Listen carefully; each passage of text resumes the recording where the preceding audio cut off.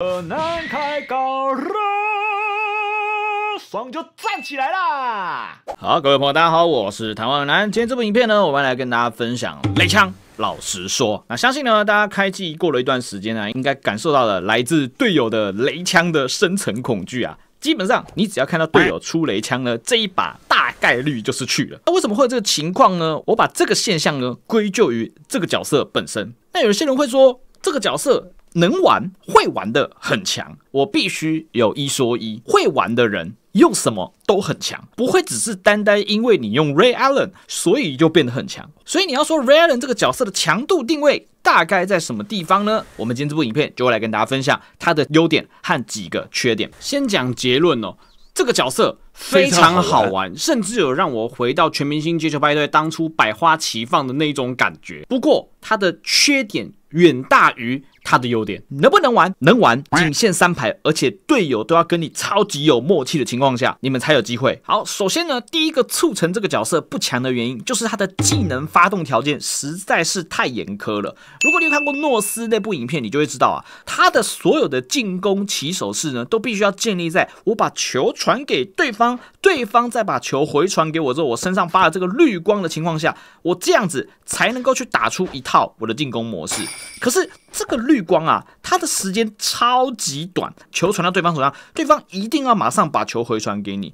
那如果你是在对面的人，你看到对方马上把球传给 Ray Allen， 你是不是就知道他要准备要打空手跑位了？所以这招其实超级好看透，超级好猜，超级好看透，超级好猜就算了，它的发动条件又很严苛。如果你今天是3排，那倒还好，队友有默契，他知道怎么跟你配合。可如果你是单排的话呢，基本上你就把球丢给队友之后，队友在那边左晃右晃，晃完之后把球回传给你身上，绿光就没了，到最后你就只能变灌篮，然后进去被盖。所以他的第一个缺点就是他的这个绿光，他的这个空手大师的持续时间真的实在是短的超级可怜，短到呢我真的不知道该说什么。这角色呢，就是因为这个技能呢，反而被绑死了他的进攻模式哦。另外还有一点呢，就是这个角色啊，他在接到对方传球回来的时候呢，上完篮的这个空切啊，他这个空切的 CD 超级久，这个 CD 是8秒钟啊。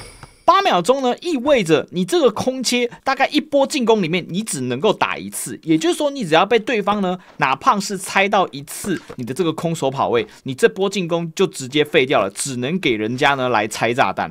所以这角色呢，他目前为止，我觉得他算是一个进攻的大累赘，尤其是这个一定要把球传给别人，回传到自己身上才能够发动的这个空手大师，我觉得这个技能真的超级无敌没用。好，你看我们现在空切完了。看，现在还在蓄势待发，所以你只要一波被人家猜到，基本上你这一波就直接废掉了。第二个问题呢，就是他的空切跑位技能速度实在是太慢了。怎么说呢？当他开启空手大师上完篮之后，空切出去的这个速度快一点，顶多就像这样子。这个速度啊，连我阿嬷都跟得到。老实说，那你说，他有这个底线加成啊？好，那我们从底线来开始跑，我们看一下速度大概是怎么样。大概像这样。你说这个真的有快到哪里去吗？其实并没有快到哪里去基本上对手只要是稍微守过或玩过 Ray Allen 的人，他知道你切进来篮下，准备就是要打空切，那么他一定不会去跳你这个篮下的上篮这一段，他一定是死跟你外面跑位这一段，所以他的招式基本上超级好跟。那包括呢他的这个左突破、右突破呢，基本上也都没什么料哦。速度超级慢，对方只需要按住盯防键就能够直接守死你的任何一段突破了。那这个漂移实质上也没有任何意义哦，对方也是一样按着盯防键就可以直接踩到你了。所以他的几个核心技能看上去相当牛逼，实际上都超级烂。这个角色目前就只能虐菜用而已。好，那再来第3点呢，最为人诟病的也就是 Ray Allen 他在空手空切完之后出去的这个3分球的命中率哦。基本上呢，实战有体验过的人呢，你大概就知道了。不管你再怎么样空切，再怎么样叠状态，它的命中率就是长那个样子。你说真的能够高到哪里去吗？我也不觉得。不知道为什么这个角色3分命中率就是奇低无比。那其实呢，以上我们讲的这3点大概就是 Ray Allen 他目前为止遇到的所有的问题了。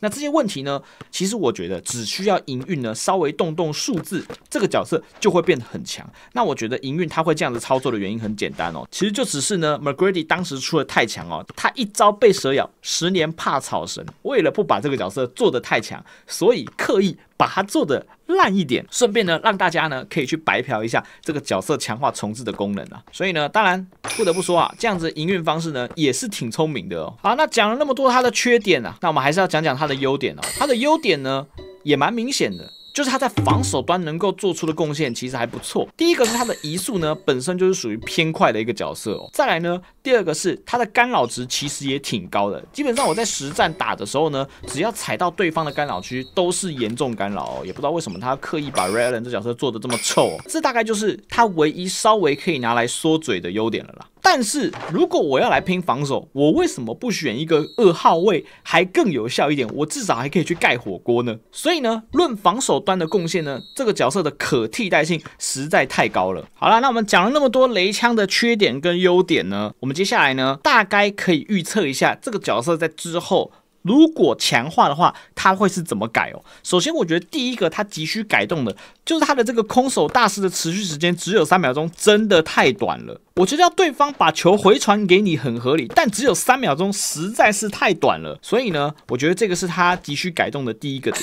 再来第二个点就是它的这个空切跑位的速度啊，我个人认为呢，其实可以再快一点哦。它现在这样的空切跑位的速度，你说真的很快吗？我觉得没有到很快哦。基本上对方呢，只要扣着加速去跟你一波，你这波进攻就直接废掉了。所以呢，第二个是它的这个空切跑位的速度可以再加快。再来第三点呢，就是它这个蓄势待发的这个 CD 啊，我认为呢，其实是可以再把它变短一点的。它这个8秒钟的时间也太久了。说真的，如果今天啊，我这波进攻打完了，空切失败，结果呢，我还在等蓄势待发的 CD， 我这波进攻等于直接废掉了啊！所以这个就是第三个我觉得可以改进的问题。再来第四个呢，我认为可以把这个漂移投篮的动作呢再做得大一点，让我们的进攻可以有效的把它切割成1点跟2点，而不是让对面呢直接按一个盯防键踩死全部。你一个沉卡角，拜托，怎么会让对面用盯防键跟克劳佛一样就可以直接踩好踩满呢？那我觉得你3分命中率要这么铁没问题，但至少你要让我这个角色可以拉出空档的机会高更多，这样才合理啊。所以这是我觉得呢，这个角色目前为止可以再做得更好的地方哦。当然呢，刚才的预测呢纯属瞎猜哦，不见得呢营运会按照这样的方式来改。但就算最后没有改，大家也不用担心，我们还是可以到这个健身里面找到强化重置，在14天内，如果你玩这个角色觉得不对位，你都可以把它直接全部强化重置。其实说真的，这个设计真的是蛮佛心、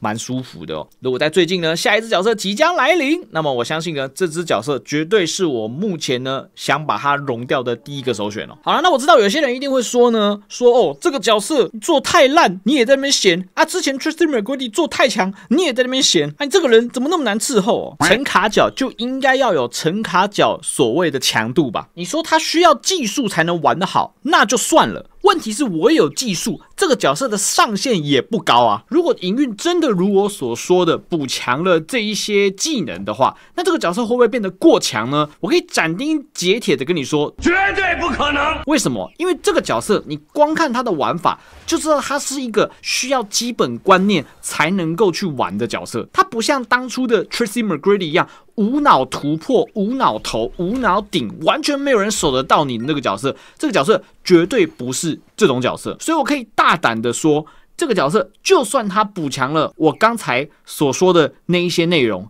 它也不会变得过于强势。当然，如果你有什么其他不同的想法，也欢迎你在下方留言来做补充哦。不过我相信呢，如果你是一个 Ray Allen 的爱用者，或者是 Ray Allen 的玩家，你应该也会同意我前面所说的几点 Ray Allen 急需改进的地方，对吧？还是一样哦，老话一句，这个角色绝对是好玩的。问题是，好玩的角色呢，你必须要给它合理的强度，这个角色才会有人想要玩，才会有人想要去研发出更多这个角色的打法。就像 Kyrie Irving 一样，这个角色上线跟下线就差非常多。那它好不好玩？好玩。它强不强？会用的很强，不会用的就很烂。这个角色的设定，我觉得就很合理。可是 Ray Allen 现在就是不一样的情况了。就算你真的很强，你用 Ray Allen 上限也真的不高，因为他就是一个很好守的角色。好，那大概呢，这就是今天影片的所有内容啦。希望大家呢可以透过今天的内容呢，更了解 Ray Allen 这个角色，也可以让你在遇到 Ray Allen 的时候，知道要怎么跟这个角色来做配合了。记得绝对不要在接到 Ray Allen 传给你的球之后，看着他的绿光渐渐消失，自己在那边按突破按到爽哦。拜托拜托，谢谢大家。好，那今天这部影片就到这边结束啦，大家晚安，拜拜。